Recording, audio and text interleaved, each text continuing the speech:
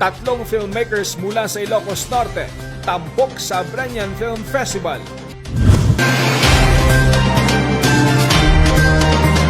Sa iba pang balita, bibida ang tatlong pelikulang Iloco sa Abra Film Festival.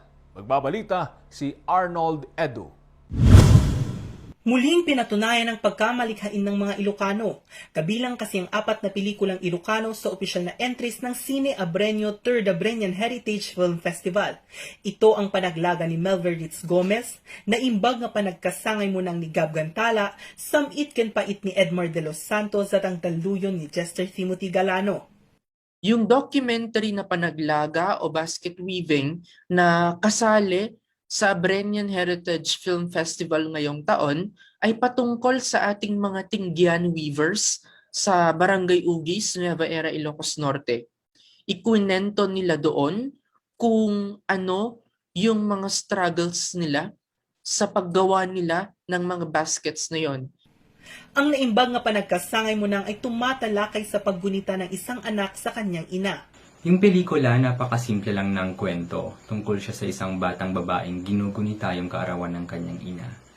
Yung kaarawan kasi, yung simpleng greetings natin ng happy birthday, hindi naman yung mawawala eh. Pero yung kung paano natin siya i-celebrate, yun yung nagbago ngayong panahong ito.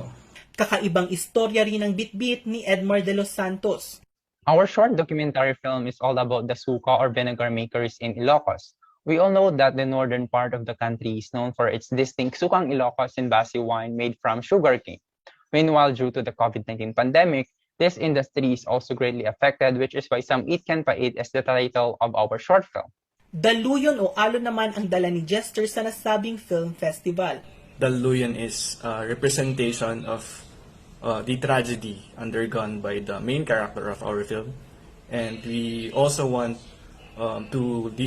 we want the audience to feel the emotional weight of the waves also to be crushed into them. Puhunan ng 4 na direktor ang mayamang kultura at sining ng katutubong Iloco. Kamakailan lang ay naparangalan ng Silver Prize ang pelikula ni Melver na Iyalatiu o to transfer sa idinaos na VIDSI Jury Awards 2021. Ang pelikula niyang ito ay tumatalakay sa mga mangluwalos o ang tradisyon ng padasal para sa mga patay ng mga Ilocanos. Kasama din ang nasabing pelikula sa International Film Festival Manhattan Virtual Events, Indie Fest Film Awards sa California at Diwa Filipino Film Showcase sa Seattle, Washington. Wagi sa Top Foreign Film Awards sa Kolkata Online International Film Festival sa India ang kanyang gawa na Dagiti Talo a Birhen o The Three Virgins. Finalist din ang Iyalatiu at Dagiti Talo a Birhen sa Gawad CCP ngayong taon. Ang dokumentaryo naman niyang Abel Paway ay napasali din sa Second Gawad Cine Abreño. Hindi naman magpapahuli ang tubong sarat na si Gab Gantala sa pamemelikula. Wagi ang direktor mula sa local film fest tulad ng Tanok ni Ilocano Film Festival, Urduha Film Festival, Bangsamoro Short Film Festival, Sorok Short Film Festival, Karapatan at Kabataan Film Festival at Lilia Kuntapay Short Horror Film. Napasama rin ang kanyang pelikulang Rural Agent sa VIDSI Jury Prize ng Singapore.